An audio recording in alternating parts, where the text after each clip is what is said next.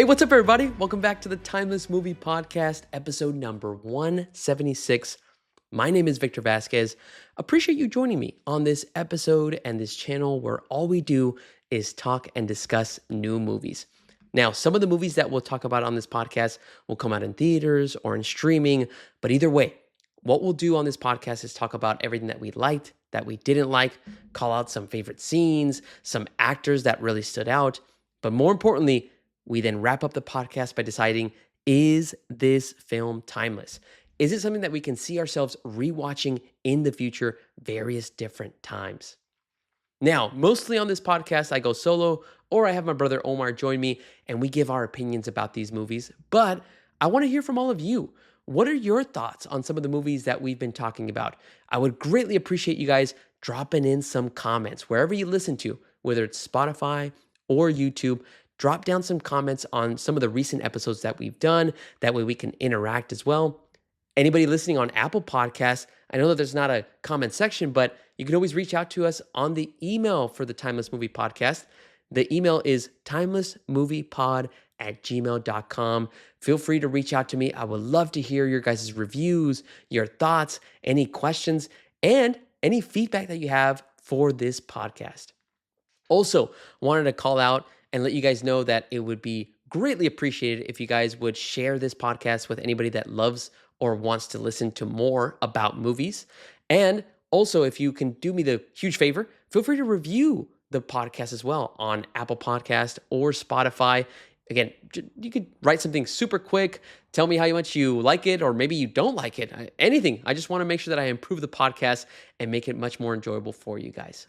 Speaking of the podcast, episode 175 of the Timeless Movie Podcast is out on platforms like Spotify, YouTube, and Apple Podcasts. Go check out that episode. Leave some comments. My brother Omar joins me. This is his first movie discussion in 2026, and we talked about the movie Send Help, directed by Sam Raimi. That movie was such a fun time. I really enjoyed it. But did I think it was timeless? Well, you're going to have to listen to episode 175 in order to get that answer. All right, without further ado, let's go ahead now and jump in to this week's episode in which we are talking about the new film from Brazil. It is called The Secret Agent. Now, this film had actually come out in 2025. I actually wanted to watch it in December, but I couldn't find a local theater that was showing it, or I had to travel really far just for a weird showtime. So I was just hoping that it would come out at a later time. And to my luck, AMC finally had a showtime at the local theater that I go to, especially because of the fact that, if you guys aren't aware, Secret Agent is actually nominated for Best Picture at the Oscars. And so when a movie is nominated at the Oscars, they actually start showing those or re-releasing those in theaters. So I was really happy that they had a showtime and I got to check it out. It is in Portuguese, so it's kind of Portuguese spoken, but English subtitles. And, I'm just lucky enough that I had a chance to go check this out. So now that I watched it, let's dive in to the non-spoiler section. That way I can explain a little bit of the synopsis as well as my overall thoughts. All right, The Secret Agent is directed by Kleber Mendonça Filho. Kleber, I apologize if I mispronounced your name, but Kleber has made various different films, which are Crítico, Recife Frío, Aquarius, and Retratos Fantasmas. So all these films I have not been able to check out. This is actually my first movie that I've seen of Kleber's, but that could change after watching this movie. You'll have to wait and see my opinions. But in The Secret Agent, we have a slew of different types of actors. The big name actor that's in this film that at least I recognize is Wagner Moura, but he is joined by Maria Fernanda Candido, Gabriel Leon, Hermia Guedas, Alice Carvalho, and Ronnie Vileva. Now, what is The Secret Agent about? Well, this film revolves around Marcelo. Marcelo is traveling to the city of Recife in Brazil. This takes place in the 1970s. And you don't really know much about Marcelo and why he's traveling to Recife. But you get to see more of his story as it starts unfolding. And as you see him kind of go to Recife, you find out that his end goal is to basically just start a life with his son and just start making memories with him. However, the past of Marcelo ends up kind of getting in the way of these plans because, people that he's interacted with, they start kind of bringing up different types of trouble that they've had with Marcelo. And so now these people that have, been part of Marcelo's life start trying to ruin these plans of him starting a new life. And so now the end game for Marcelo in this film is to basically escape Recife with his son Fernando and just start a new life. That's all I'll say about the plot of The Secret Agent. There's obviously more in regards to how intriguing it might be, but the reason you are here, the reason you are listening, what do I think about The Secret Agent? Well, I think that this movie is good. Not great, but it is good. What are those elements that I thought were really good about this movie? To me, it's the political thriller, the aspects that make it very intense, and what made the experience so enjoyable for me. This movie is 2 hours and 40 minutes, but I was invested in Marcelo, the side characters around him, and just trying to figure out all the different types of pieces that they were introducing. And in my head, just trying to understand, okay, where is this leading to? What's going to happen to Marcelo? Is he going to be able to escape? And there's a lot of themes of corruption, of how the world was in 1970 in Brazil. And so they show a lot of those types of elements. But again, those aspects of the characters, the side characters, and just the intrigue and the thriller aspects of it was what I really enjoyed of this experience. Some things that I didn't really enjoy, a couple of threads that were introduced that maybe weren't finalized or closed all the way through. We'll get to that. But first, let's talk about some more good stuff. Let's shift over into some pros. That way we can add more color to this movie. All right, first pro that I want to bring up about The Secret Agent is going to be the costume, the production design, and really the overall aesthetic of Brazil. Now, I want to make it very clear. I have never lived in Brazil. I never experienced Brazil in the 1970s. So again, take my comments with a grain of salt. But to me, they really nailed that kind of a vibe. The people that would walk around the city of Recife, the clothing that they would wear, the way that they would dress and their facial hair, how they did their hair, everything about the world that they set up in The Secret Agent was believable. To me, it just made me immerse myself into this story. And I think that's one of the reasons why I was never bored throughout the 2 hour and 40-minute runtime is the world just felt so alive. Whether Marcelo was walking to the cinema where his father-in-law worked, whether he was in the apartment building that he was living in and starting his new life, it just those aspects just make it feel so believable. And again, credit to the production design team, credit to everybody that set up the costumes and what people were wearing, credit to the people that made the city of Recife feel so real. And even the way that they designed cars, like the cars felt like they were from the 1970s. That's usually an aspect that a lot of people overlook sometimes. And sometimes it could be the negative or positive of an experience of watching a movie. In this case, for me, the whole way that they set up and built this world of Recife and Brazil was a positive. I never questioned anything that I was looking at or seeing or what people were wearing. There was phone booths, everything just really worked for me. So credit to the team. They added this cool element of the aesthetic of Brazil in the 70s, and to me, they nailed it. Second pro that I wanted to bring up for The Secret Agent is the way that they introduced the music within this film. I thought it was really clever.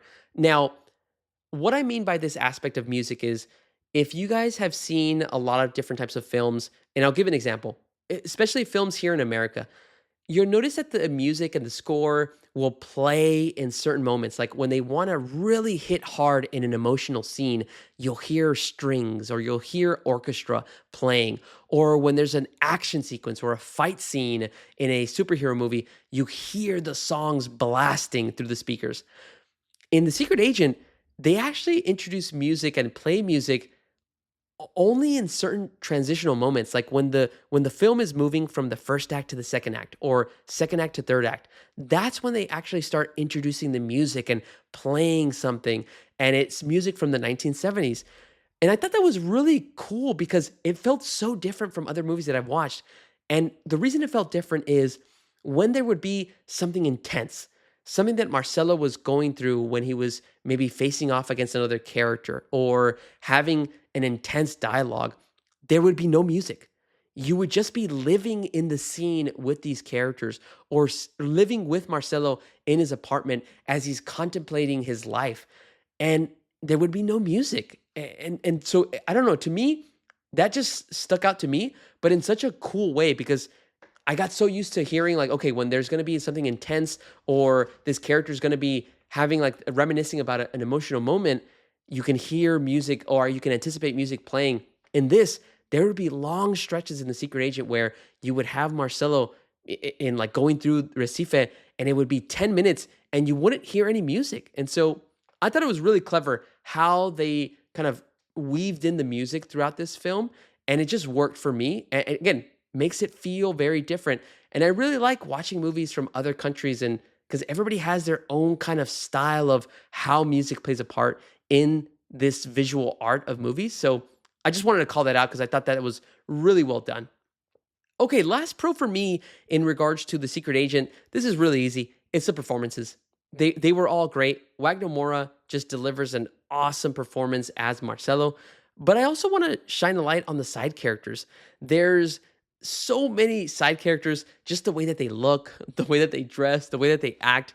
There are so many highlights, and it's not just, that's what I think makes some movies elevate from good to great sometimes or great to masterpieces is there's so many different characters that you can just focus on every time you rewatch it. And Secret Agent has a lot of great side characters.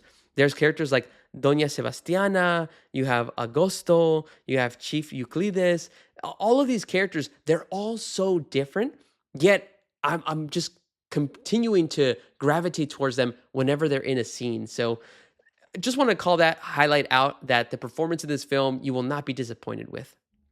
Okay, moving on to some cons. It's really just one. I teased it a little bit in my overall thoughts, but the one thing that kind of keeps this movie from being great is there's introductions of these different types of ideas or elements that they're trying to make it to kind of seem like, oh, it's sort of like a mystery. And so there's open threads, and I'm expecting to have these finalized or to close them out. Again, me as an audience member, as I'm watching this film, I'm expecting the story to kind of have a conclusion that really wraps everything up. But a lot of the stuff was actually not resolved. And I get why. Some of them were just introduced to show you how corrupt Brazil was. Other elements were just to show you that some people might disappear and you never hear from them again. But again, for me and how my brain works, I'm expecting the story to really close every single thread or close every loop. And because I feel like there's a couple of open areas, it kind of reduces the experience a little bit for me. Now, this is just a personal item on my side. I know that a lot of people won't feel the same, so totally understand. But for me, I just felt like there was a couple of things that were introduced and then we're kind of just left there. And by the time you get to the end of the film, I'm like, oh, well, why did we see this? Or why did we talk about this then? Like, if that's not going to have any relevant information or relevant impact on the story. So that was my one and only con. All right, moving into the next segment, which is should you check out The Secret Agent? Should you watch it at all? In my personal opinion, I would say check this one out. This isn't an immediate watch. This isn't something that I would say you have to run out to a theater and watch it. You're going to be blown away. This is a game changer when it comes to political thrillers. It's not at that level, but I would say that you will enjoy Marcelo's story. You will enjoy the characters that surround Marcelo and just the experiences that you see. There's a couple of elements that also shift the tone of the movie in a couple ways. So I think it's interesting enough that you guys should go check it out. But again, not something that you have to run out to theaters and watch as of today. All right, those are all of my non-spoiler thoughts about The Secret Agent. Now it is time to start spoiling more about this movie. So before I dive into that, please jump out of the podcast right now if you do not want to be spoiled. Watch The Secret Agent and then come back to the podcast. Leave your comments, send me an email. I would love to hear your guys' full thoughts. And also, if you agree or disagree with what I have to say in regards to The Secret Agent being timeless.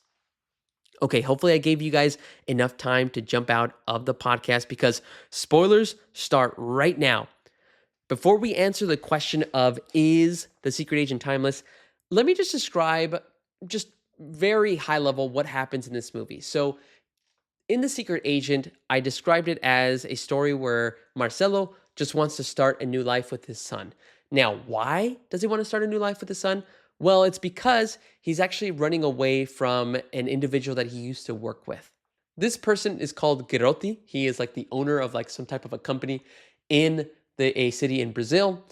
And he wants to basically take over the research that Marcelo came up with. Now, what does Marcelo do? Well, he was a professor. He would research a lot of items about electricity and trying to come up with different ways of how electricity could benefit Brazil. So Girotti is essentially the antagonist of this movie in a way, and he basically sends hitmen to kill and take out Marcelo. We then find out that Marcelo is just a fake name, an alias. Wagner Moura's character's real name is actually Armando. And so you find out more about Armando, why he has this feeling towards Girotti and why he had to run away, what happened to his wife, and why he wants to set up a better life for his son. So that's essentially what happens. And then to end off the spoilers, you eventually end up finding out that Armando actually ends up getting taken out by one of the hitmen. And so Fernando, his son, actually grows up without not really knowing his father, but gets an opportunity to listen to various different tapes about his different types of interviews and discussions with different political groups as well. So that's all the spoilers that I wanted to call out just to kind of frame this discussion. But essentially, Armando actually ends up getting taken out in this story, which was a little surprising. And I'll talk a little bit about, how that made me feel. But let's answer the question. Is The Secret Agent a timeless movie? In my personal opinion, I think this movie is not going to be timeless for me. The biggest reason why, I kind of mentioned it in my con section, but there was just a lot of different types of ideas introduced. You literally start the movie where there is a man's leg inside of a shark. You don't know why, but you think, okay, this is some type of a mystery. So the police are now trying to investigate this. Then you find out that the police actually are in on it. They're probably the ones that killed the man that lost his leg inside of a shark. And then they find the leg and then they throw it into the river. And so I get that the idea is that it's trying to show corruption, but it's ideas like that for me, when I'm watching it, I'm expecting there to be a closed loop or a finalized version of, okay, here's what we're going to be closing out and describing about that leg that we started the movie off with. Instead, there's really nothing. It gets abandoned, I think, halfway through the movie. And so, I don't know, there was just too many open threads that I felt that they introduced in this movie that I just felt like where they were not finalized. And also, I mentioned that Armando ends up getting killed in this movie. You actually don't even see that happen. You see that through a newspaper clipping that somebody is reviewing.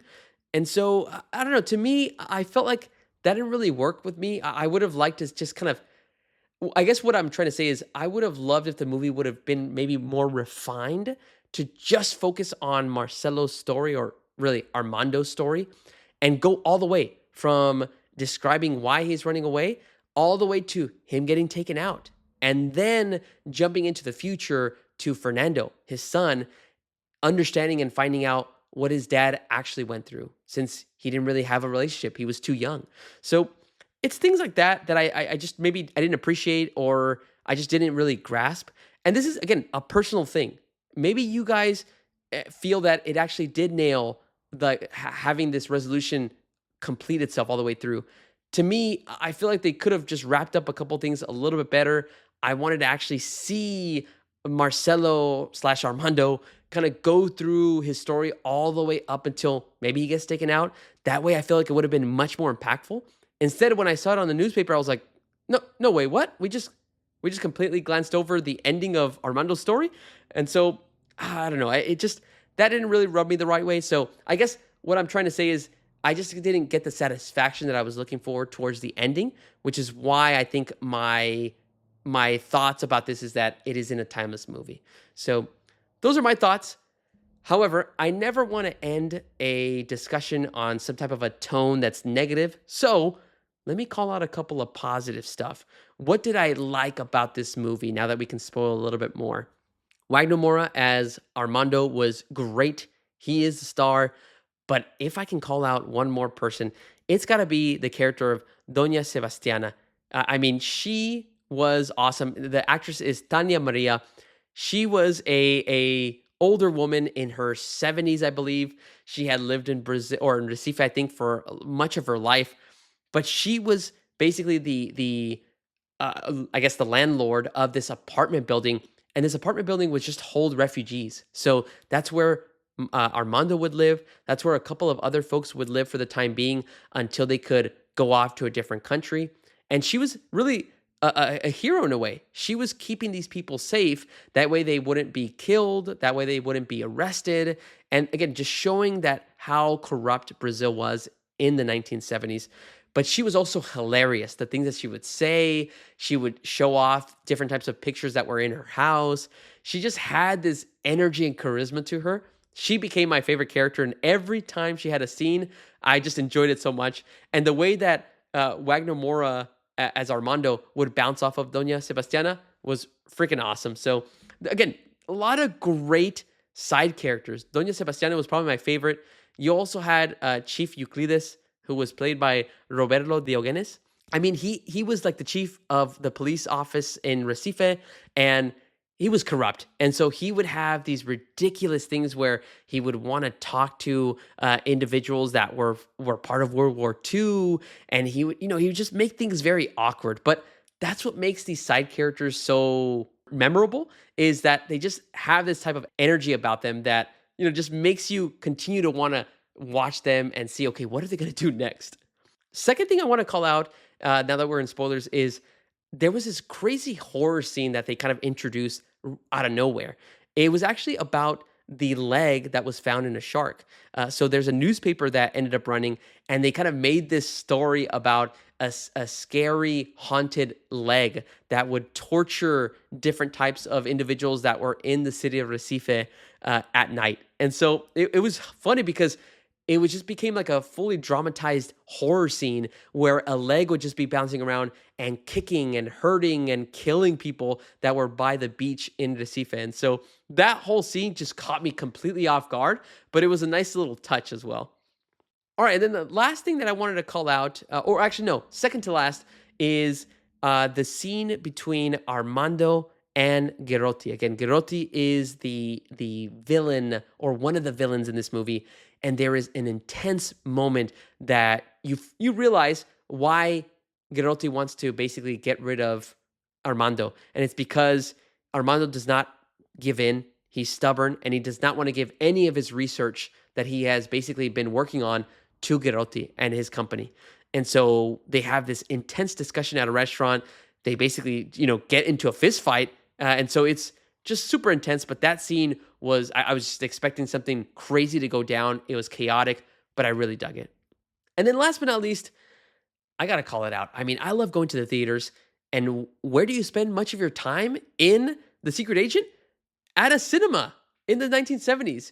The father-in-law of Armando, he actually worked as a projectionist. So he would basically have Armando go to the theater, and he would be in the projection room, and they would actually be showing different types of films. I think one of them was, they talked about Jaws, but they actually never showed Jaws. But it was really cool. So I wanted to call that out. And then the sad thing about it is that when they go into the future and they start talking to Fernando, who is the son of Armando, he now works at a blood donation center, and it actually used to be the cinema. So it was a really sad thing that they basically converted the theater into a blood center. And so, yeah, just wanted to call that out just because I love movies, but thought that was a nice little touch. All right, everybody, those are all of my full spoiler thoughts about The Secret Agent. But I want to hear from all of you. What are your thoughts if you have seen The Secret Agent? Did you enjoy this movie? Do you think it should be nominated for Best Picture?